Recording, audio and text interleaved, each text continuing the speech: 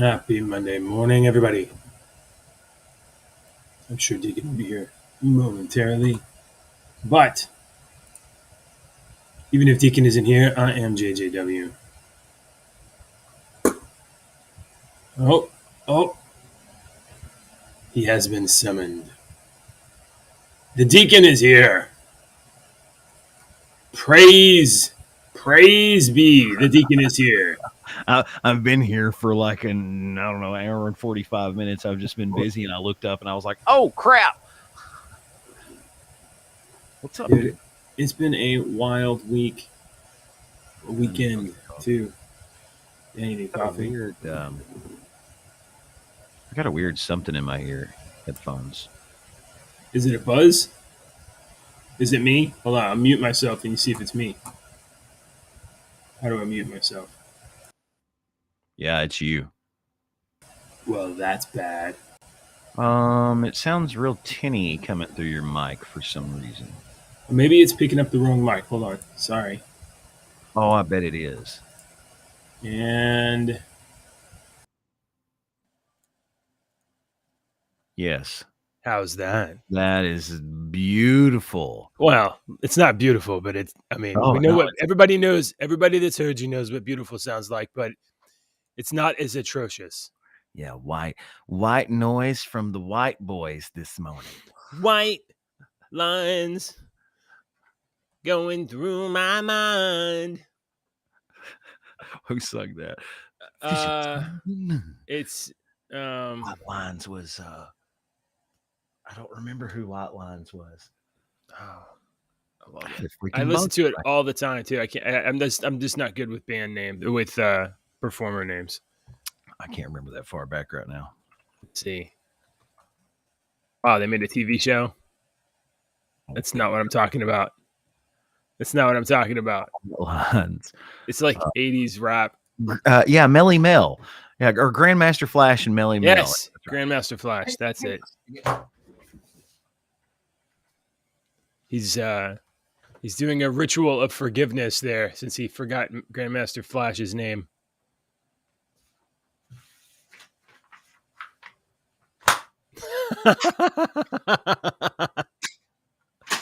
Let's just get that right here. Yes. It's still alive.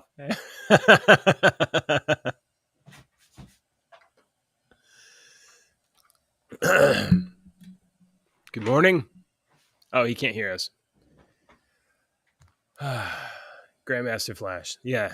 Good job. Did you get it? I got it. It was some kind of waspy looking thing. I don't think it was a dirt dauber. Oh. It kept flying on my head, man. Did it it's tickling. It's like, what the hell is that? Is it asleep or is it like dead? Did you get it good? It's sleeping. Okay. All right. Well, good morning. Hello. Now, as I mentioned last week, my kids start kindergarten. My kid starts kindergarten this week. So it's not today, right? No, it's today. Oh, it's today? It's today. She starts today. So we're gonna get through the news. Chop chop. Yeah, we're gonna have a fast morning. I say chop chop, but I'm probably gonna sit here and ramble and talk and tell. No, I'm not gonna let you. What time do we? No, I do. But I have a story to tell. Okay, well, we'll get all that stuff done. But the most important thing today is let's say 7. Let's say 7. Let's say 7:15, and if I stretch it like 5 minutes, we'll live. Okay, but we're gonna try to hard out at 7:15. It's like a hard soft. It's okay. You know how it is. A hard out. Yeah, I got you. We can do that. All right. So I'm gonna continue the story of my poor lost Mercedes, gone, not forgotten. Okay. Insurance paid out.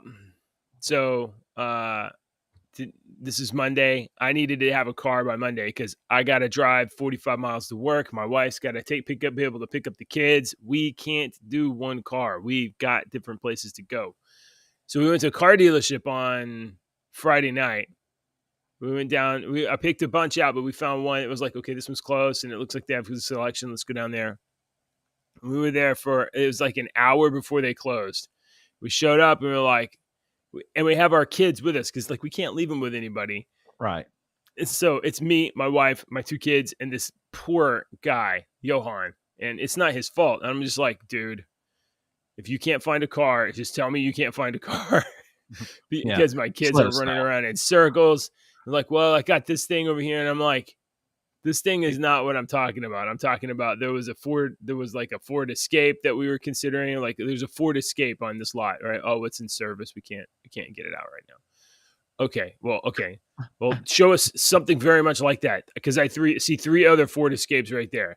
Yeah, those are different year to something. They're much more expensive. So we got a budget, and we're not doing any Right. Right. loans. We don't want no loans. I I understand got that. That's pretty smart.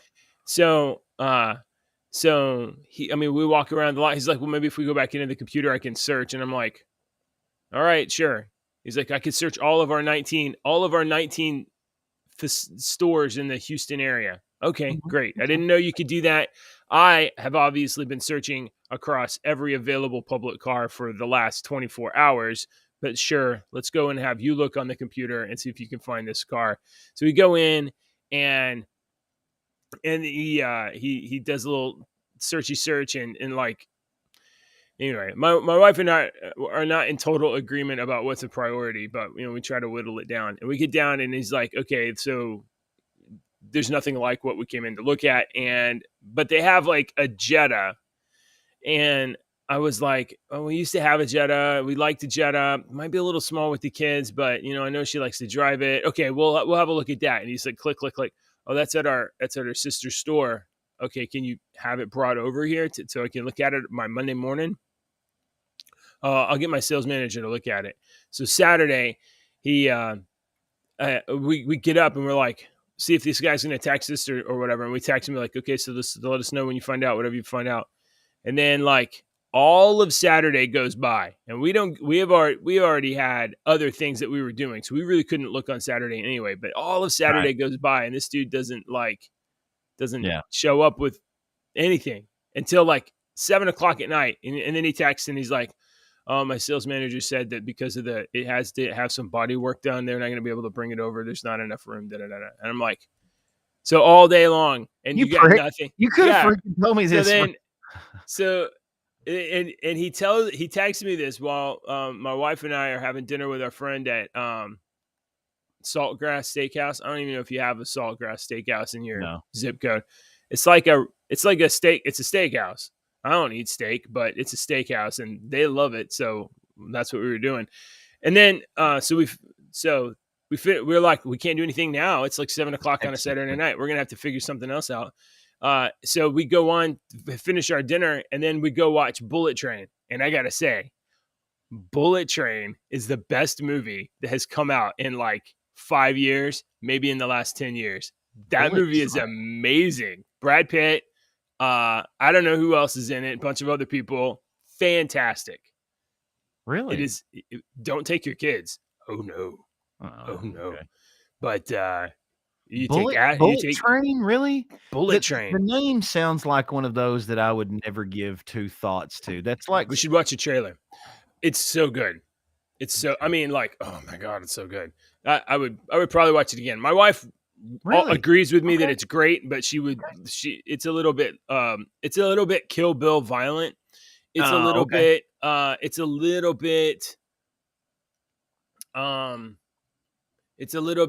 Bad Times at El Royale stylistic, but it's a dark comedy. It's super great. Anyway, okay.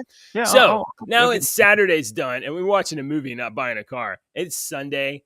You can't buy a car on a Sunday. So I go back through my list and all of these dealerships and all of these cars that are honestly too much more money than I want to spend and less car than I want to get. And I go through all of these lists, and then finally I get through this one item, and it says private seller. And I'm like, I looked at this 2 days ago, and I wasn't sure because it's private seller, and but let me just email this dude and see what's up. So I email this dude Saturday night, like at 11:00, and I'm like, dude, are you still selling this car? And he's like, yeah, if you're serious, I already dropped the price on it, and I'm about ready to sell it to Carvana, just to get it off, out of the unload way. it. And I'm like, all right, well, meet us tomorrow. we'll meet a time. I'll text you tomorrow. We'll meet up tomorrow and like we'll look at it. So Sunday we go to church. We do our normal church thing. We come home. We eat a little lunch, and then we go on this adventure for like 50 miles out to the coast. We end up like out by the ocean, and we meet this dude in a Chick-fil-A parking lot. Chick-fil-A's closed. Meet this dude in a Chick-fil-A parking lot. It turns out he's a retired pastor of like 30 years from a Methodist church. He's his dad sold him his car. So he's like 57. His dad's got to be 77 or something. His dad sold him his old truck, and he had this Mazda CX-5, and he's selling it for whatever his own reasons are. And so we look at it. It's in great shape. It's got low mileage. It's at the price we want. It's got room for the kids. It's like the right car. And it turns out that this is crazy. He 30 years in as a pastor in a ministry for like a Methodist church or something like that. And he lives in the Galveston, not Galveston Island, but Galveston County is inland, right? And it turns out that he's just very, very aware that there are a lot of homeless people because it's a coastal city. It's got good weather a lot of the time. There's a lot of homeless people, and there's a lot of homeless children. The Galveston ISD school district has something like 2,000 homeless children. So these people, it's homeless families. So he left the church and he started a private foundation or whatever. And their project is called everyplace.net. And the idea is they're going to buy like a big swath of land, and they're going to make a community of 100 tiny homes and make basically like a neighborhood, a house, a little town of tiny homes. And then homeless families, they'll be able to like set up and like start a life and give them a it's crazy. So for the last couple months or a few months, he left, and him and his wife have been living off their savings, and it's burning through faster and faster because inflation, thanks Joe Biden.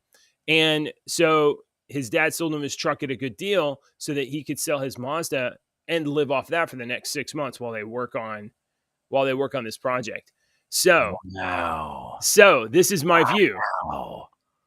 In my view, God ran some dude into me, wrecked my car, which I loved, but wrecked my car, put cash in our pocket, and then ran me right past a bunch of dealerships and was like, that ain't going to work, dude. Made that guy screw around on Saturday.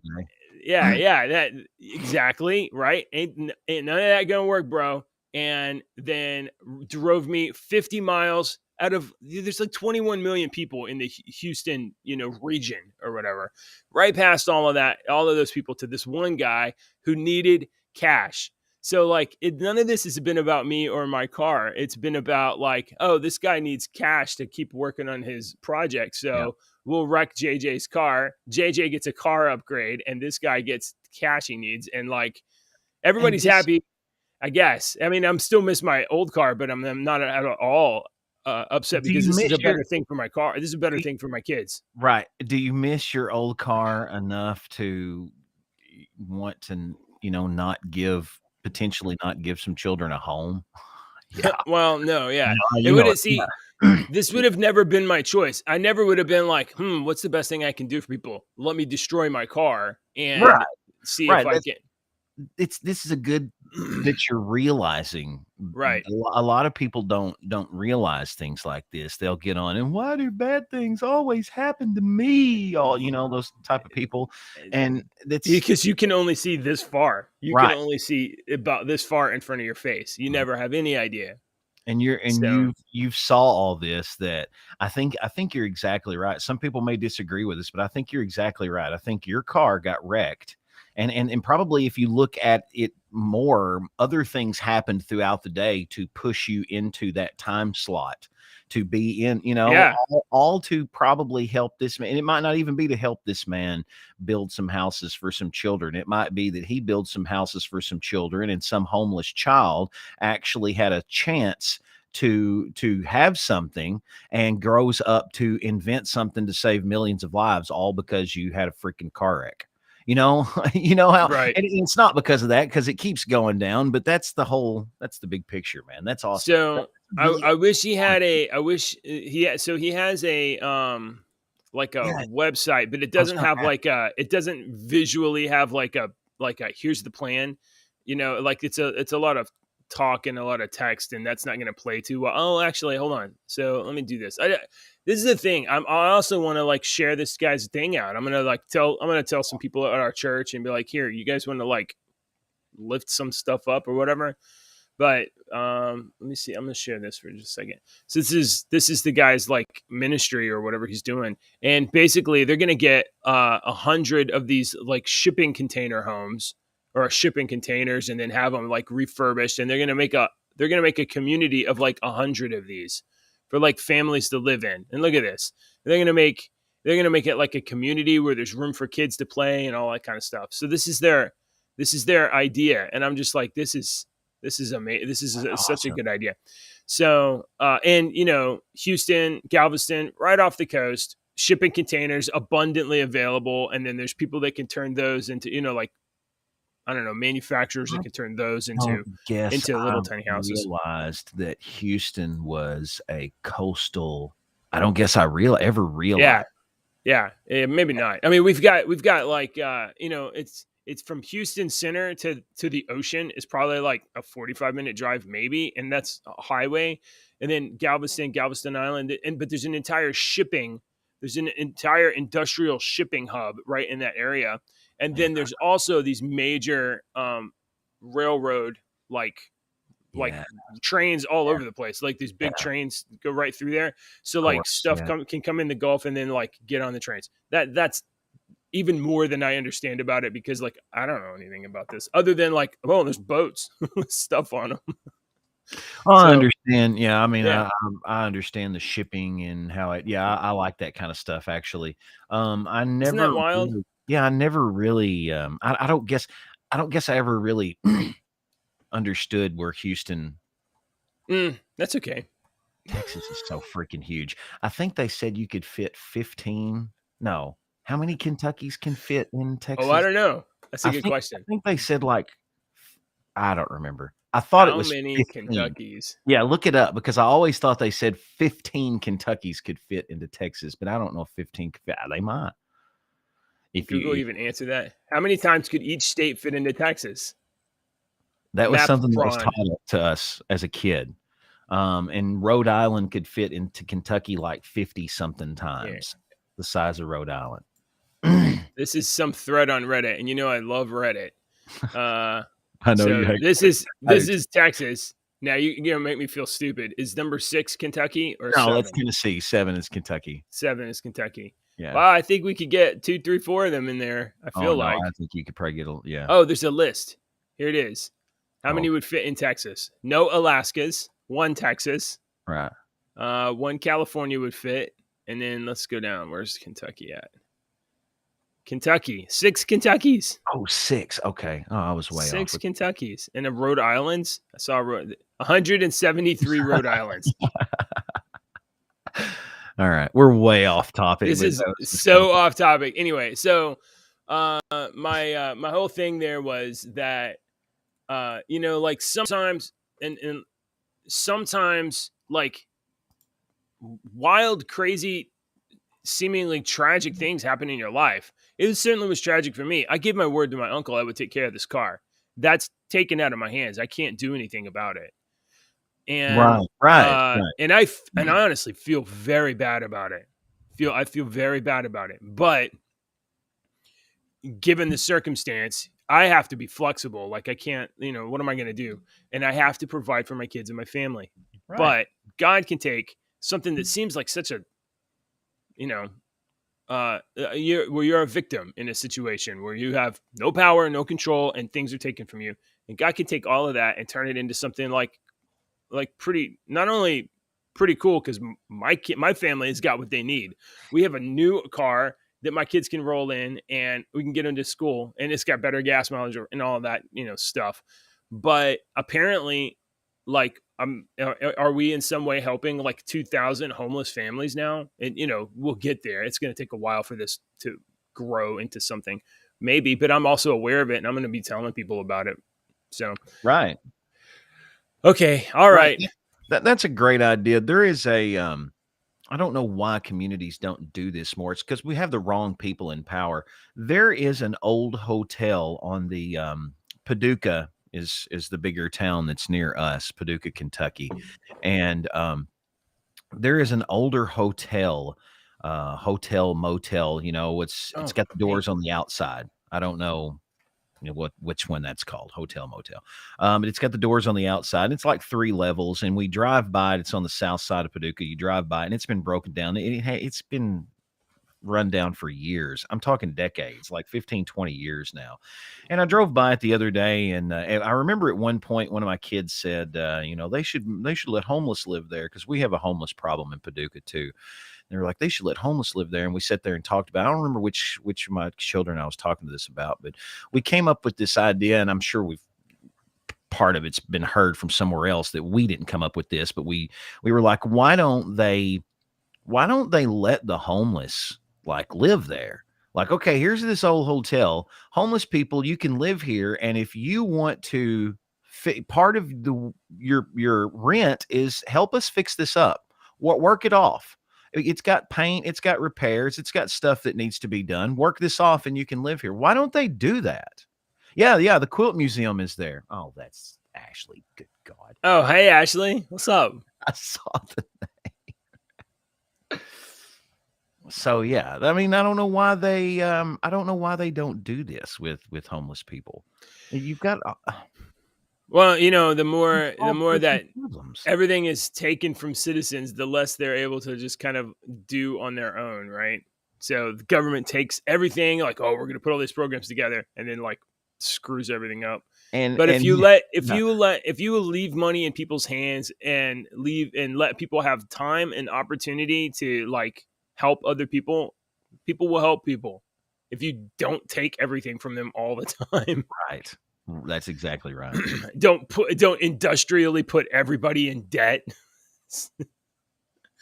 Debt is the worst thing. One of these days, what time is it? We're at 6:50. We haven't even started the news. And I one of know. these days, I'm going to just start bitching about debt and how we're in like a debt slave culture.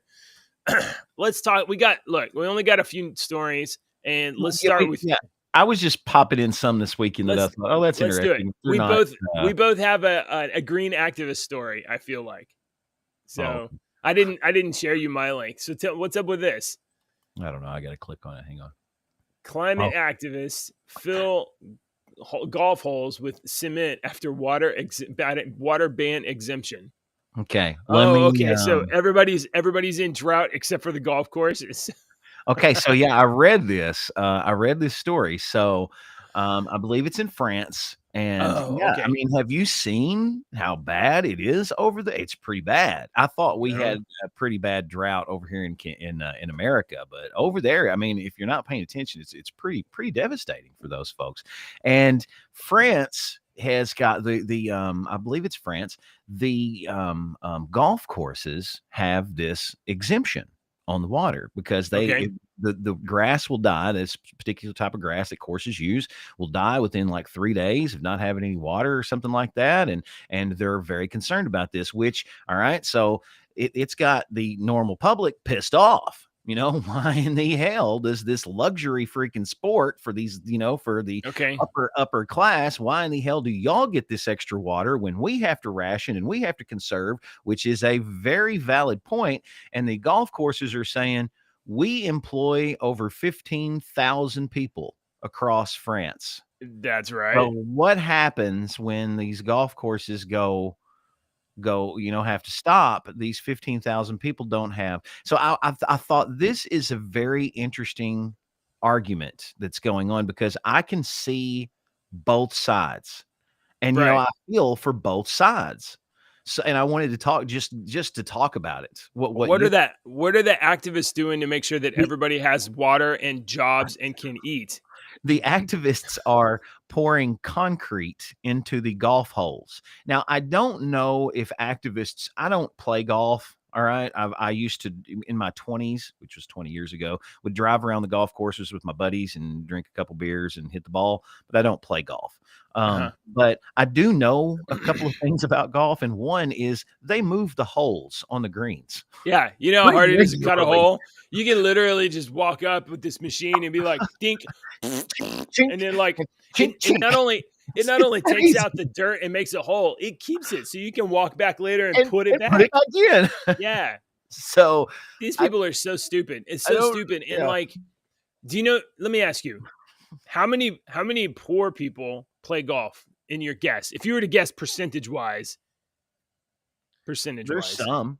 I would Okay, say some. I would Would say you some.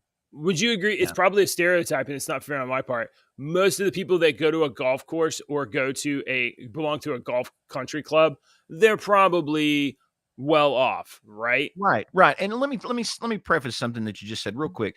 I don't think stereotyping people is a bad thing at all. Uh-huh. That is something that humans do. It's something that Yeah. our brain automatically does. And over the years, the past 20 or 30 years, someone on fucking TV said this is bad when we stereotype people, and Right. it's not. That's how our brains work as humans. We stereotype all kinds of things. So to stereotype that's an intelligent trait, I think, when you're like, so the people that go to golf courses are probably rich. Well, that shows me that you're Yeah. at least put some So thought into it. So yes, that's all right. So yes, you're golf right. courses which have like that's not there's no pollution. There's no, it's not like an industrial thing. It's basically just a big yard with holes in it, and it brings rich people in, brings in money, employs 15,000 people,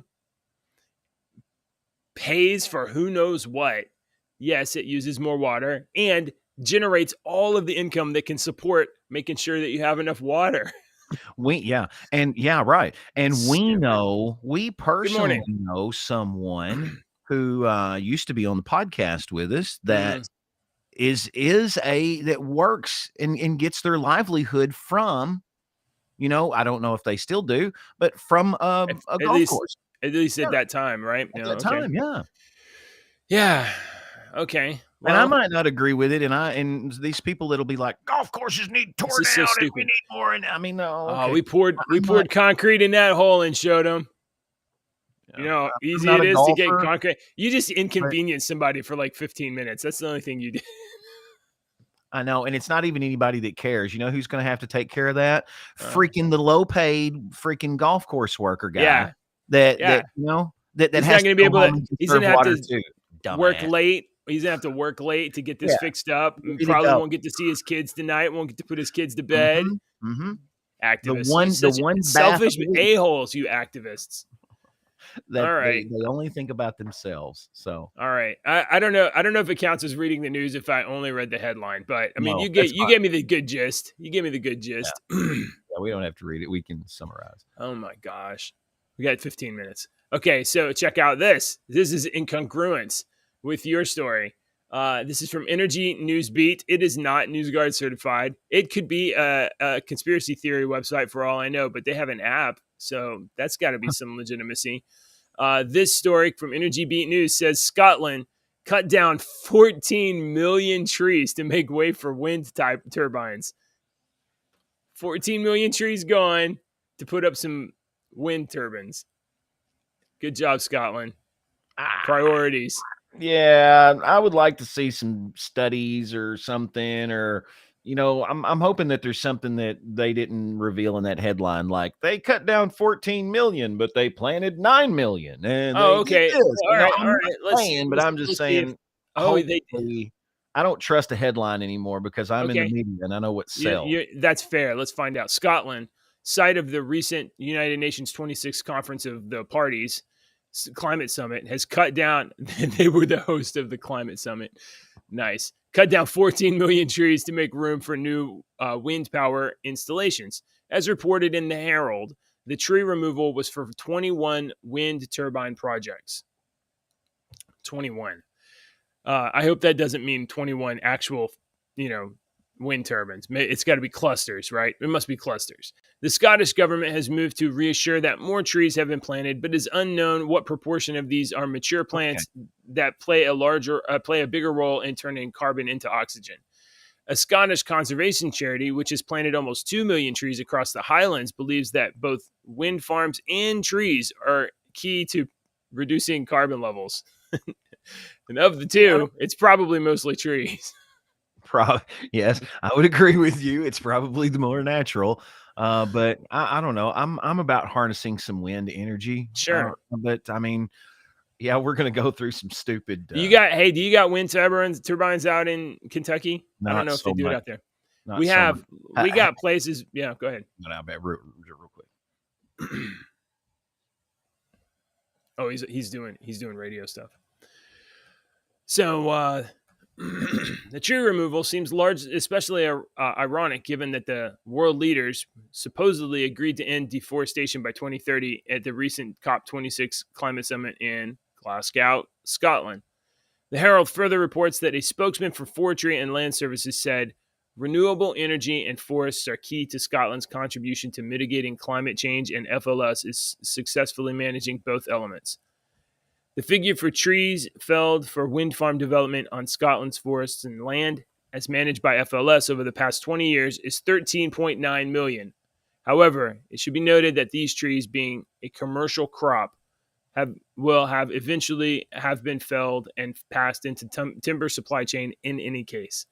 Yet, once wind turbine installations are placed on the site where the trees once were, the trees can no longer be regrown as if part of a sustainable timber chain supply. So, and this part right here seems, where was it? However, it should be noted that those trees, being a commercial crop, will have eventually been felled and passed into the temperature.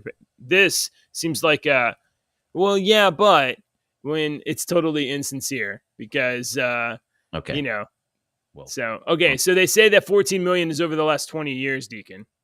And and those trees would have gone to make pencils anyway. Yeah. Pencils and 2x4s. And no, I don't know how many wind. We don't have the big ones around here. No, we don't have the humongous ones, but we do have some little.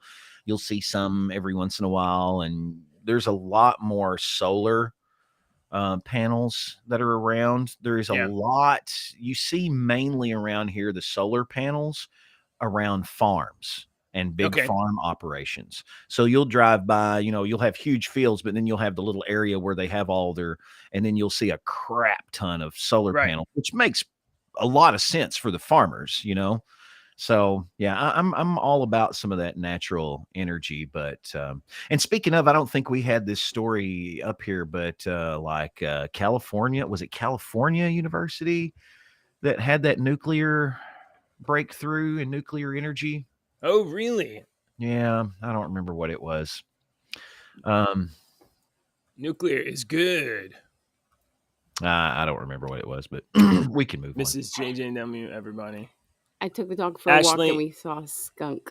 His girl Ashley is watching, and my brother Jeremy's here. Hi, Ashley. I've always wanted to meet you. I don't know, there's a camera right there. Look at this white dot right here. Oh my God, what did I just do? I'm sorry. I'm terrible. We're professionals here. Don't worry. Just kidding. This is a pro show. Deacon's the only professional out of all of us.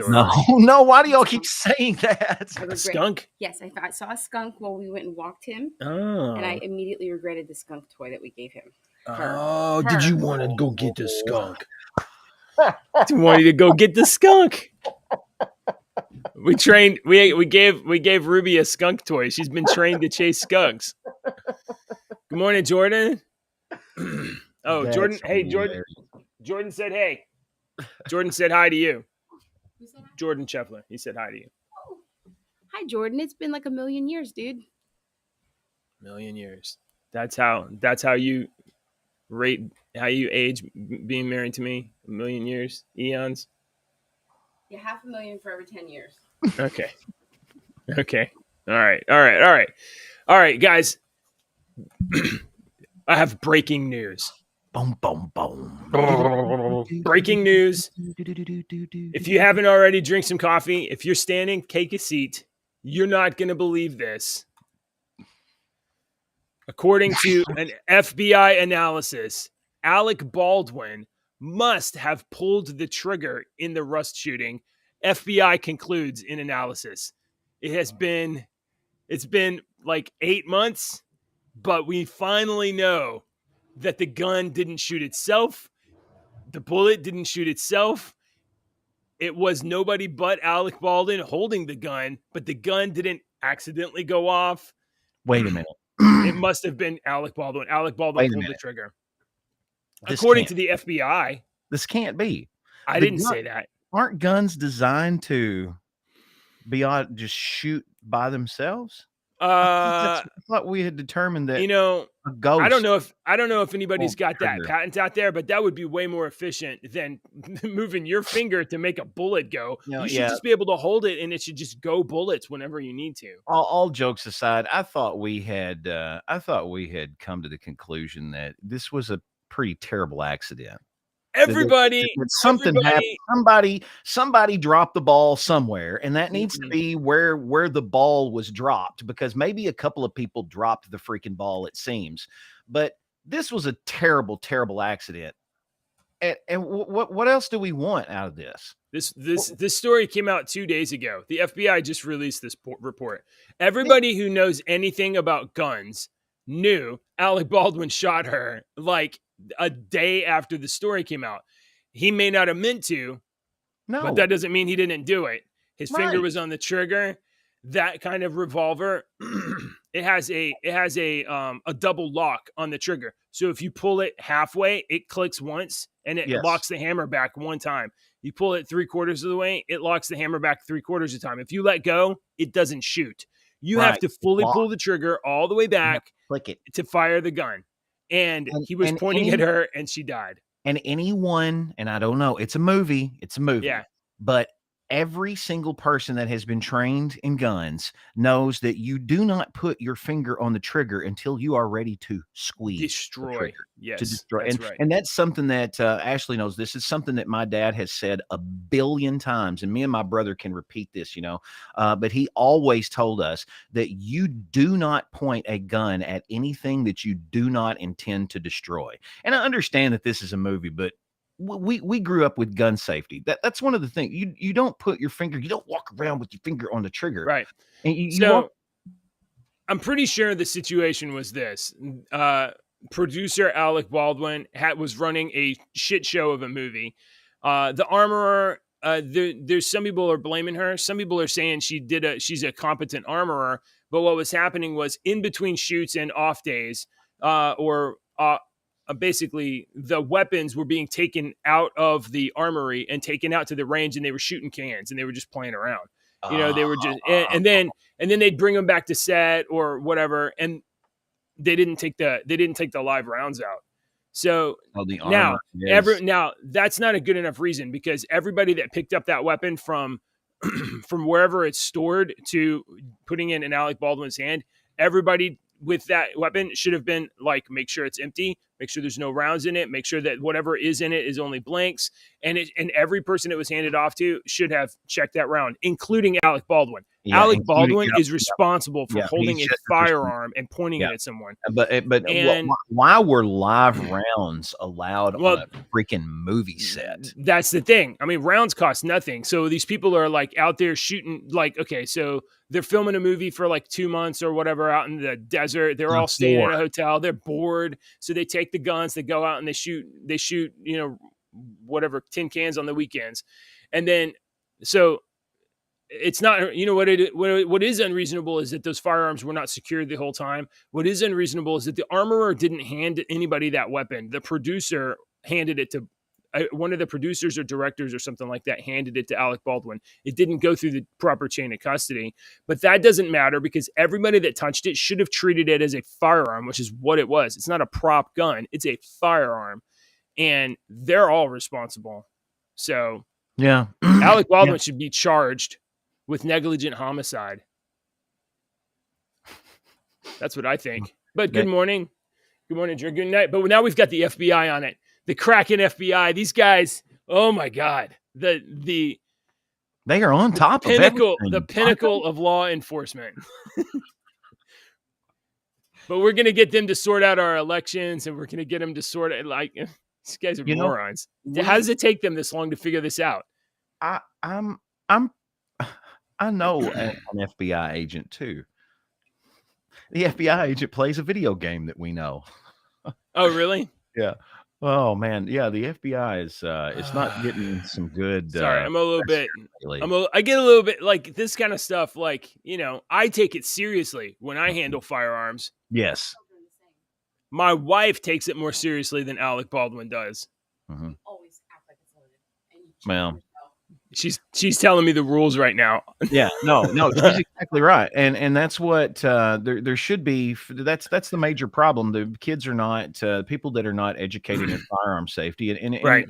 and very much educated. We had to go through the 3-day long hunter safety course class before my dad would ever let us use it at 10. So I took it at 10 years old, and I could not use a firearm. I think we shot BB guns. He let me maybe shoot a 22, out at our house when we were younger, but I couldn't use any kind of high powered rifle or anything like that until I passed the hunter safety course and got this card. And I remember to this day, that was over 30 something years ago. And I remember to this day, some of the things that they taught me in that class, just because, dad always enforced gun safety to us. He always kept the guns locked up. They weren't in a safe and behind closed doors and everything, but there was a gun cabinet there. But I knew that I'd get my ass whipped if I got into it. I knew I would. I knew that if I used that scope as a binocular, he would have broken. I still wouldn't be able to walk today. Right. He would have used that gun on me. So had 1/4 less butt cheek. Exactly. So I mean, we were just taught to respect the gun. You respect the gun. You don't play around with it. So a lot of times we get into these conversations, and I take this position almost like a little bit to be like hyperbolic, or a little bit to be like kind of exaggerated, but I'm a little bit serious about it. We have all this other stuff that we teach kids in school. It should be a required part of curriculum is gun safety. There's 330 million guns in the country. Kids should be taught how to behave around guns when they're in the presence of a weapon. You don't touch it. You don't play with it. It's not a toy. It's not this, anything like that. Especially in our video game culture. Yeah, absolutely. In the past 20 years. I think you think like, oh, more kids would be touching guns, so they'd be more dangerous. No, more kids would be trained in how to be safe around guns. I think we'd save lives. And take your kids out of public school if you don't like that. That's what I say. Get them out of public school. Speaking of kids in school, I know. So everybody watching, we're ending a little early today because JJ's oldest daughter is her first day of kindergarten. It's his first. It's so I want him to experience every single bit of this. This show is just us talking. So please, Dad, go experience this and take pictures and cry and do all the stuff that you're going to do. That's her. Great. It's great. I love it. I'm just going to make sure that we can logistically get child 1 to daycare, child 2 to schoolhouse, and not make anybody late. Now, is our traffic going to get hauled up? We're going to have a little good time, but exactly. But that's life. But I wanted you to be able to experience it without rushing because of this show. Wife, I got a wife stare just a second ago. I'm gonna go. Bye, everybody. I know that look. Hold on, let's see. Jordan, good morning, Jordan. Thanks for watching the show. We appreciate you being here. And Jeremy says schools. You clicked on one. Says schools used to teach firearm safety. They used to have a rifle club that was only 40 years ago. So Jeremy says that. I don't know. I was never in a rifle club. And Ashley, I think, says she can't believe she's that big already. Yeah. And my little baby is about to turn 4, and she's in like. She usually runs in. What does she want when she turns 4?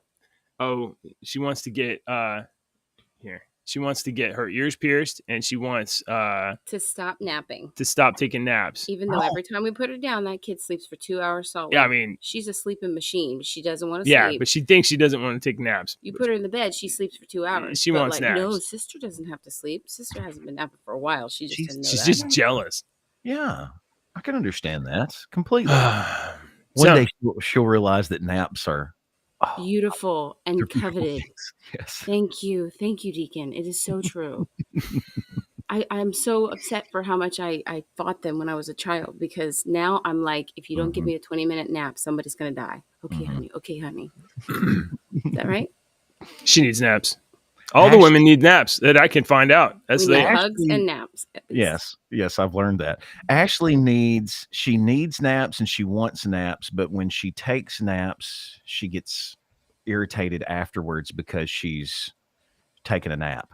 Does that make groggy? Sense? You get groggy. So there's research. I would be lying if I said I haven't read research papers on napping. There is a perfect amount of time to nap, and it's 20 minutes. So if you go 45, you're in a REM cycle, you wake up crabby. You do less than that, it's not enough to kind of hit those buttons that you need for a nap. And you nap in the same place every time. So mine's on the couch in the same environment, and your body will get used to like falling asleep quickly and the 20 minutes and you're up. Like you have the most efficient, powerful nap if it's in the same location and ideally around the same time and same length. Yes, there's research. I'm going to find the paper for y'all. I have to go get the babies up. All right. Send us a paper. We'll do a story on it. You think I'm joking? You know I'm not joking, right? I know you're not joking. Okay. I can tell she's a teacher. I said that when she removed the earpiece. You can tell she's a teacher. All right. That's cool. Hey, yeah. Go ahead. No, enjoy this today. I want you to enjoy it. Yeah, we're having a little good time. Guys, thanks for showing up Monday morning. I hope you had your good coffee break. And if you got any like crazy news stories you hear during the day, send them in to us and see if we'll try to talk about them. We'll be back tomorrow morning at 6:30, drinking coffee and talking about groundbreaking news. It's stuff you can't even believe. Follow Deacon on Twitter. He's on Deacon. He's Dad Deacon. Send the stories there. I put your Twitter link in the description of the YouTube video. So you're down under all of the other stuff, but you're down there. Sweet. There's a lot of stuff. You know, guys, I go to quite a bit of effort to like set the show up and put the stuff in every day. And I don't feel like it's appreciated. So if you do appreciate it, make sure to hit the like button and make sure you're subscribed, hit the alert notification so that we can wake you up. We'll see you in the morning. We'll see you guys. Bye, everybody.